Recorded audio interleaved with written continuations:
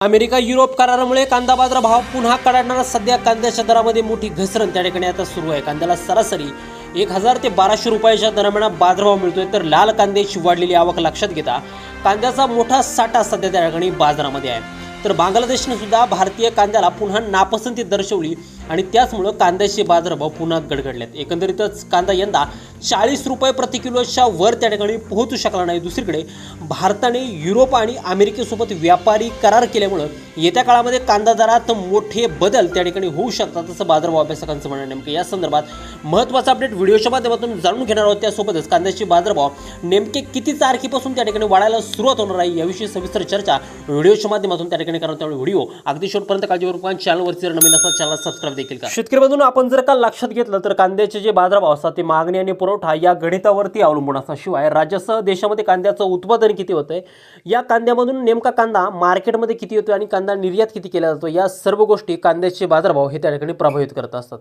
दुसरीकडे सध्या जर आपण कांद्याचे बाजारभाव पाहिले तर राज्यातील ज्या महत्त्वाच्या बाजार समित्या, मग त्यामध्ये सोलापूर असेल, लासलगाव असेल, पिंपळगाव, वसमत असेल, चांदवड असेल, कळवण असेल, संगमनेर कांदा मार्केट असेल, आळेफाटा असेल, ओतूर असेल, अशा महत्त्वाच्या बाजार समित्यांमध्ये कांद्याला सरासरी 1000 ते 1200 रुपयांच्या दरम्यान बाजारभाव मिळतोय. एकंदरीतच लाल कांद्याची जी काय आवक आहे ती आता सर्वाधिक त्या ठिकाणी मार्केटमध्ये होत असल्यानं मागणी आणि पुरवठा हे गणित बिघडलं आणि कांद्याचे बाजारभाव हे सध्या निचांकी पातळीवरती पोहोचलेले आहेत. यामुळे शेतकरी बांधवांमध्ये मोठं निराशेचं वातावरण त्या ठिकाणी आता सध्या पसरलं आहे. दुसरी चांगली एक गोष्ट म्हणजे त्या ठिकाणी भारतानं त्या ठिकाणी युरोपसोबत त्या ठिकाणी व्यापारी करार केल्यामुळं आपण त्या ठिकाणी युरोपमध्ये त्या ठिकाणी प्रक्रिया केलेला कांदा हा त्या ठिकाणी पाठवू शकणार आहे. मग त्यामध्ये त्या ठिकाणी कांद्याची पावडर असेल, याशिवाय सुकवलेला जो काय कांदा आहे आणि कांदा अधिक त्याच्यामध्ये त्या ठिकाणी व्हिनेगरमध्ये साठवलेला जो काय कांदा आहे, अशा 3 प्रकारे आपण कांद्याची जी काय निर्यात आहे ती त्या ठिकाणी युरोपीय देशांमध्ये त्या ठिकाणी करू शकतो.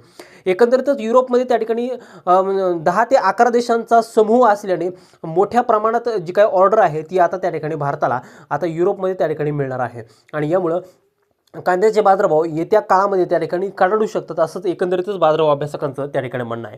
युरोपसोबतच त्या ठिकाणी भारतानं अमेरिकेसोबत सुद्धा त्या ठिकाणी व्यापारी करार हे त्या ठिकाणी केलेले आहेत आणि यामुळे देखील अमेरिकेला भारत हा जो काय तो थेट कांदा त्या ठिकाणी निर्यात करत नाही, पण प्रक्रिया केलेला जो काय कांदा आहे तो त्या ठिकाणी निर्यात होण्याची दाट शक्यता यावर्षी त्या ठिकाणी आता व्यक्त केली जाते.